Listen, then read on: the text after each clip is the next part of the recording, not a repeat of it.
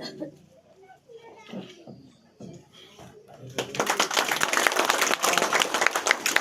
Emeritus John Thomas memorial stone या slab का अनावरण यानी अनब्रेक करेंगे और गिरजा का दरवाजा खोलेंगे।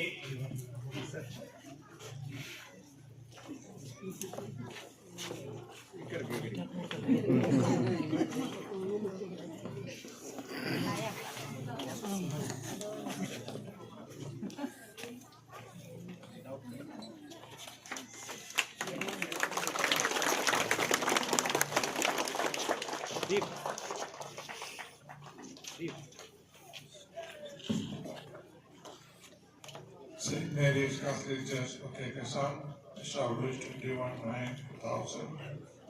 The church building inaugurated by Sri Ramantuki of Sri Krishna Andhra Pradesh, blessed and dedicated by Most Reverend Benny Valis Ratatel, Bishop of Itanagar, on 30th November 2024.